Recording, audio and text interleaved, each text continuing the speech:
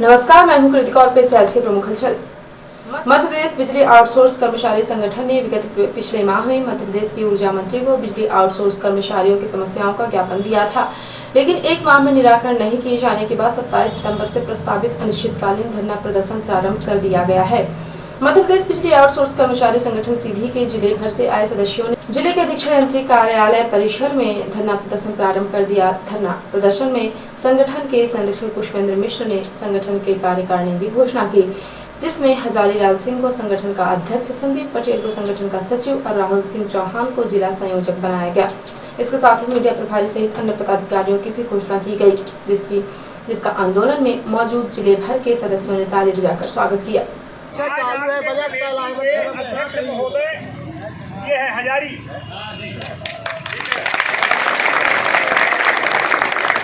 दूसरा आपके जो है संयोजक है राहुल सिंह,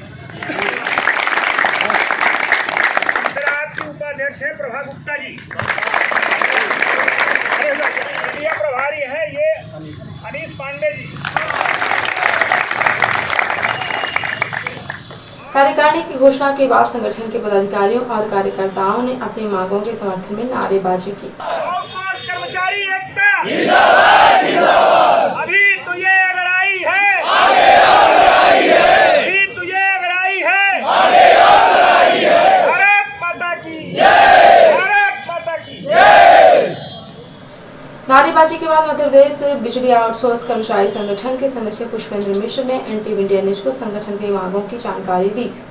हम लोगों की समस्याएं बहुत विगत कई वर्षों से चल रही हैं, जो कि बार बार हम अपनी समस्या को प्रदेश स्तर में प्रदेश के मुखिया के पास, जिला कलेक्टर के पास, अपने विभाग के अधीक्षण अभियंता, मुख्य अभियंता जी के पास समक्ष में सारी मांगों का निराकरण के लिए बार बार हम लोग आवेदन निवेदन करते आए हैं। आज तक हम लोगों की मांगों को किसी भी तरह से गंभीरता से नहीं लिया गया। हम लोगों के एक युवा का विशेष रूप से आउटसोर्स के नाते काम कराया जाता है, पर उसका भरपूर तरीके से शोषण किया गया। किसी भी प्रकार का कोई तबका हम लोगों को किसी प्रकार से लाभ देने की सोच नहीं रखते हैं।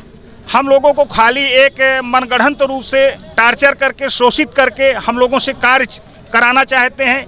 उसके बदले में कई बार तो हम लोग मुख्यमंत्री से भी ज्ञापन दिए, मुख्यमंत्री जी से निवेदन किए और आमने सामने बात किए। मुख्यमंत्री जी ने हम लोगों को अनुशासन में रहने के लिए और बोले काम करते रहिए, हम लोग आपको नियमित करने की एक कमेटी बनाते हैं, कैबिनेट बनाते हैं। और ये कैबिनेट बार बार होते होते आज तक हम ये स्थिति में आ गए हैं कि आज हम काम बंद करके और रोड पर जो है हम अपने अधिकार के लिए लड़ाई करने के लिए तैयार हुए हैं कि अब हम किसी भी तरह से हाथ जोड़ करके विनती करके प्रदेश स्तर को आगाह करना चाहते हैं कि हमारी समस्याओं को हमें नियमित किया जाए। विभाग का हम एक तरीके से रीढ़ की हड्डी कहे जाते हैं और विभाग के हर पदों में हमारे भाई काम कर रहे हैं, चाहे वो ऑपरेटर हो, चाहे वो सदस्य हो, चाहे वो बाबू के ऑपरेटर हो, चाहे फील्ड के हो, लाइन मैन हो, लाइन सहायक हो, हर एक पदों पे हमारे ये आउटसोर्स के कर्मचारी काम कर रहे हैं। और जिनको विभाग द्वारा कोई ऐसा वो नहीं दिया जा रहा है तवज्जो, और प्रदेश शासन द्वारा हम लोगों को अनदेखा किया जा रहा है। इससे हम सब करबद्ध निवेदन करते हैं कि हमारी मांगों को त्वरित निराकरण किया जाए, नहीं ये आज हमारा ये हड़ताल अनिश्चितकालीन के लिए जारी रहेगा। क्या इसके लिए कोई ज्ञापन वगैरह भी आप दे रहे हैं? हाँ, हम माननीय जिलाध्यक्ष महोदय के पास ज्ञापन देंगे, इसके बाद अधीक्षण अभियंता महोदय जी को ज्ञापन देंगे, SDM साहब को ज्ञापन देंगे और कार्यपालन अभियंता महोदय जी को भी ज्ञापन देंगे। ये आपकी जो मांगे हैं, इनमें क्या विशेष मांगे कौन सी हैं? विशेष मांगे हम लोगों की यह है कि केंद्र सरकार द्वारा जो है इंडेक्स पर आधारित महंगाई दर को आधार बनाकर तेलंगाना व अन्य राज्यों के यहाँ के आउटसोर्स दैनिक वेतनभोगी संविदा आउटसोर्स केंद्र के समकक्ष न्यूनतम वेतन प्रदान किया जाए। और जो उम्र है, आज बताइए कि युवा जो है 30 साल में भर्ती होता है, कार्य करता है, उसको 45 साल में बाहर कर दिया जाता है। जबकि शासन की जो कई कंपनियों का यह है कि 60 वर्ष में, जैसे शासन का तबका है आज बढ़ रहा, आज 62 कर रहे हैं, 65 कर रहे हैं, और हम युवा को काम करा के 45 साल में बोलते हैं 45 साल में बाहर कर दिया जाएगा। जबकि यह संविधान में नियम नहीं है। संविधान के पन्नों में 60 साल का नियम है, 62 साल का नियम है, 65 साल का नियम है। उसी के अनुरूप हम लोग भी चाहते हैं, निवेदन करते हैं कि हम लोगों को एक समानता रूप में विलय किया जाए, विभाग का एक अस्थायी सदस्य माना जाए, जिससे हमारा परिवार आज 10,000 में हमारा परिवार चलने के काबिल नहीं है। आज बिना हर व्यक्ति के पास एक पारिवारिक जिम्मेदारी है, मजबूरी है, बच्चों को पढ़ाना है, स्वयं का जीवन चलाना है। इसलिए हम सब निवेदन करते हैं कि हम विभाग में हमको विलय कर दिया जाए, स्थायी रोजगार दे दिया जाए, जिससे हमारा भी परिवार चले और हम विभाग की उन्नत करें और विभाग का काम करें। एनटीवी इंडिया न्यूज को अपनी मांगों की जानकारी देने के बाद मध्य प्रदेश बिजली आउटसोर्स कर्मचारी संगठन सीधी के पदाधिकारियों ने जिला कलेक्ट्रेट पहुंचकर जिले में पदस्थ डिप्टी कलेक्टर श्री राजावत को अपनी मांगों का ज्ञापन सौंपा। देर शाम संगठन ने उनके आंदोलन स्थल पर पहुंचे विभाग के कार्यपालन यंत्री को भी अपनी मांगों का ज्ञापन सौंपा। ज्ञापन लेने के बाद कार्यपालन यंत्री ने मध्य प्रदेश बिजली आउटसोर्स कर्मचारियों की मांग को जायज ठहराया और कहा कि सरकार को उनकी मांगों पर ध्यान देना चाहिए, इनका शोषण हो रहा है। ये तो सत्य है कि उनका बहुत ही शोषण हर स्तर पे होता है। वो काम भी करते हैं, उनकी वेतन उनको पूर्ण नहीं मिल पाती है। तो इनकी जो भी मांगे हैं शासन स्तर पे मेरे द्वारा प्रेषित कर दी जाएगी, क्योंकि इसका निर्णय शासन स्तर पे संभव है। किसान विरोधी काले कानूनों तथा मजदूर विरोधी कानूनों एवं बिजली बिल रद्द कराने के लिए डीजल, पेट्रोल, गैस समेत सारी चीजों पर बढ़ी हुई महंगाई वापस कराने के लिए मनरेगा मजदूर को 100 दिन काम के बदले 6000 प्रतिमाह तनख्वाह की गारंटी के लिए संयुक्त किसान मोर्चा के आह्वान पर पूरे देश के साथ आज 27 सितंबर को सीधी जिला मुख्यालय में भारत बंद के समर्थन में किसानों ने रैली निकालकर व्यापारियों से दुकानें बंद करने का अनुरोध किया गया। किसानों की रैली शहर के सभी प्रमुख मार्गों से गुजरी।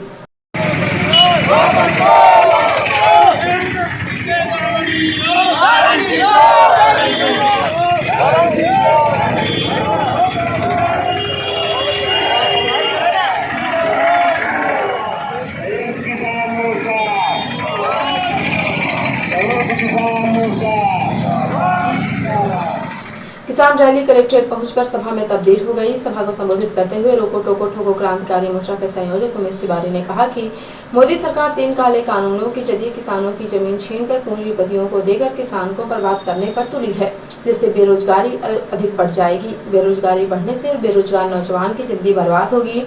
हम किसान व सभी पीड़ित लोगों की लड़ाई लड़ रहे हैं।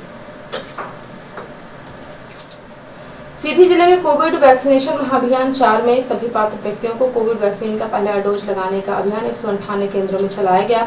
सुबह से ही उत्साह और उमंग के साथ वैक्सीनेशन कार्य प्रारंभ हुआ। सभी टीकाकरण केंद्रों पर नागरिकों की सुविधाओं के लिए पुख्ता इंतजाम रहे, जहां नागरिकों द्वारा बढ़ चढ़ कर सुरक्षा का टीका लगवाया जा रहा है।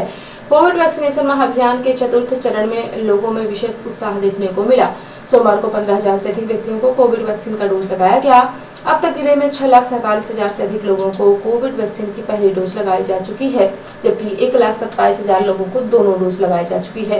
कलेक्टर मुजीबुर रहमान खान महाअभियान में जारी टीकाकरण कार्य की सतत निगरानी कर रहे हैं। इसी क्रम में कलेक्टर द्वारा आज विकासखंड सिमरिया, गोपत, बनास के टीकाकरण केंद्र गाड़ा, बवन सिंह, शिवपुरवा, जमुनिया कला, हरबड़ो एवं बरम बाबा केंद्रों का निरीक्षण कर व्यवस्थाओं का जायजा लिया गया।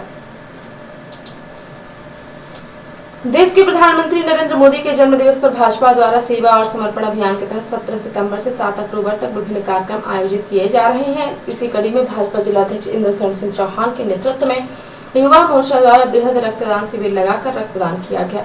कार्यक्रम की शुरुआत मधुसूदन पैलेस में सैकड़ों युवा एकत्रित हुए, जिसके बाद रैली निकालकर सभी जिला अस्पताल पहुंचे, जहां सिविल सर्जन एसबी खेरे की उपस्थिति में भाजपा जिलाध्यक्ष के साथ विवेक सिंह चौहान सहित कई युवाओं ने रक्तदान किया।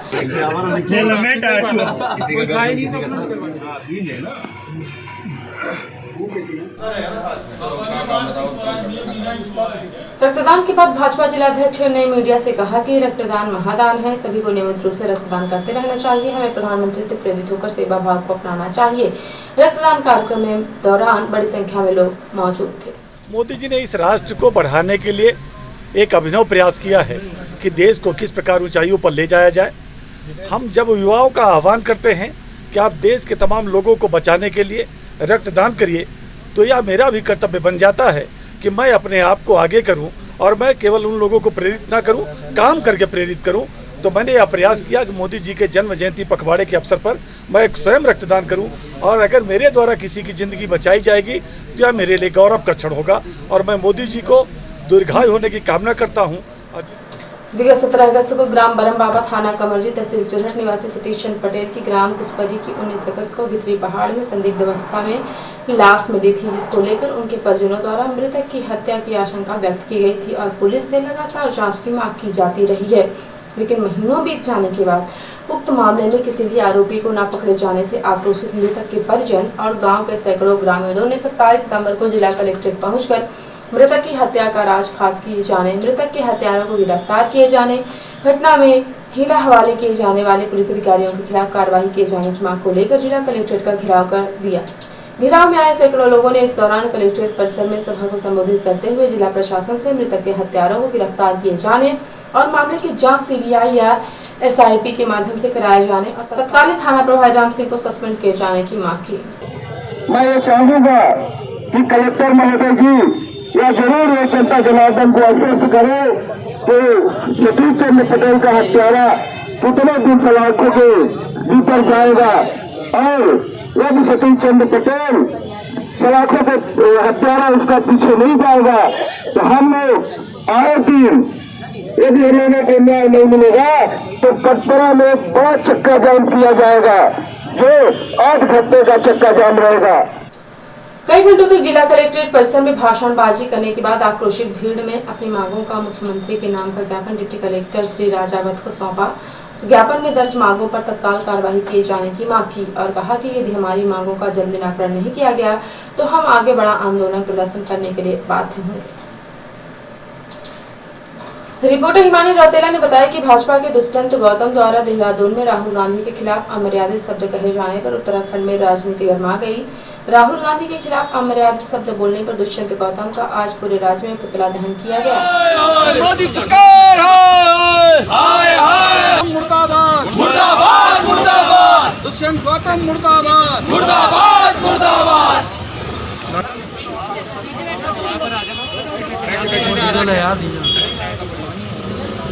दिल में भी मिलावट लग रही है। रोजी रोटी पे न सके वो सरकार निकलती है, रोजी रोटी पे न सके वो सरकार निकलती है, जो सरकार निकलती है वो सरकार बदलनी है, जो सरकार निकलती है वो सरकार बदलनी है। इंकलाब जिंदाबाद जिंदाबाद जिंदाबाद। नैनीताल के पंत पार्क में दुष्यंत गौतम के पुतला दहन के बाद एनटी मीडिया न्यूज से सरिता आर्य ने कहा कि जिस तरह से दुष्यंत गौतम ने अमर्यादित शब्द का एक सबूत दिया है कि भाजपा में किस तरह के लोगों का सम्मान किया जाता है और किस तरह से यह लोग बातें करते हैं, हम उसकी घोर निंदा करते हैं। आगे उन्होंने कहा कि आज हम किसानों के समर्थन में भी प्रदर्शन कर रहे हैं। दुष्यंत गौतम ने जिस तरह से माननीय राहुल गांधी जी के लिए अनर्गल बातें कही हैं उसकी हम घोर निंदा करते हैं। आज पूरे राज्य में दुष्यंत गौतम का पुतला दहन किया जा रहा है। जिस तरह से उन्होंने अमर्यादा का एक अपना सबूत दिया है कि भाजपा में किस तरह से लोगों का सम्मान किया जाता है और किस तरह से ये लोग बातें करते हैं, उसकी हम घोर निंदा करते हैं। माननीय राहुल गांधी जी आने वाले 2024 में हमारे यहाँ के पीएम बनेंगे, ये सारी जनता भी जानती है। जिस तरह से वो जनता के मुद्दे उठा रहे हैं, जिस तरह से वो जनता के बीच में है, इन लोगों को डर लग रहा है।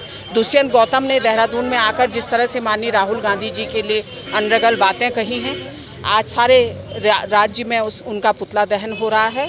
और आज तीन काले कानून जो कृषि कानूनों का घोर विरोध किसान लोग कर रहे हैं, उसका भी कांग्रेस समर्थन करती है। इसलिए ये हम लोगों ने आज ये पुतला दहन किया है। रिपोर्टर हिमानी रौतेला ने बताया कि सीआरएसटी स्कूल मलिताल नैनीताल में जाकर उप निरीक्षक सोनू बाफिला तथा उप निरीक्षक हरीश सिंह द्वारा ड्रग्स के विरुद्ध जन जागरूकता अभियान के अंतर्गत स्कूल में जाकर छात्रों को नशे से होने वाले दुष्प्रभाव तथा नशे की रोकथाम के संबंध में जागरूक किया गया। इस दौरान विद्यालय में अध्यापक श्री राजेश लाल जी, अध्यापक श्री शैलेंद्र चौधरी उपस्थित रहे। और अब से प्रादेशिक हलचल। राष्ट्रीय बाल आयोग ने डीजीपी को लिखा पत्र, कहा पूर्व मुख्यमंत्री दिग्विजय के बयान से बच्चों के सम्मान को ठेस पहुंची है, एफआईआर करें। एमपी में बिजली कर्मी आज हड़ताल पर 35,000 आउटसोर्स के जिम्मे है वसूली मेंटेनेंस का काम, हड़ताल से असर। जन कल्याण व सुराज के 20 साल पूरे होने पर 71 स्कूली भवनों के निर्माण होंगे। सीएम शिवराज सिंह मंगलवार को शुभारंभ करेंगे। और बैतूल में विशेष न्यायालय ने 3 आरोपियों को 20-20 साल की सजा दी। शादी में शामिल होने आई खंडवा की नाबालिग से 3 भाइयों ने किया था सामूहिक दुराचार। और अब पैसा राशि हलचल। नीट पीजी 2021 अंतिम समय में सिलेबस में बदलाव और सुप्रीम कोर्ट ने केंद्र को लगाई फटकार, कहा युवा डॉक्टर्स को फुटबॉल मत समझिए। किसानों का भारत बंद खत्म। प्रदर्शन के दौरान दिल का दौरा पड़ने से किसान की मौत। 10 घंटे बाद दिल्ली गाजीपुर बॉर्डर खुला। LAC पर फिर सक्रिय हुआ चीन। लद्दाख बॉर्डर पर तान दिए और तंबू। 8 लोकेशन पर सेना के लिए बनाए कैंप। और संयुक्त मोर्चा का दावा, हमारा भारत बंद सफल। हरियाणा, पंजाब, चंडीगढ़ में व्यापक असर। NH और रेल ट्रैक बंद होने से 70 से ज्यादा ट्रेनें रही प्रभावित। तो ये थी आज की प्रमुख हलचल। यदि आप न्यूज फेसबुक पर देखते हैं तो पेज को लाइक और फॉलो करें। यूट्यूब पर देखते हैं तो चैनल को लाइक और सब्सक्राइब करना बिल्कुल ना भूलें। आप किसी भी न्यूज को तत्काल पढ़ने के लिए लॉगिन करें www.ntvnews.com।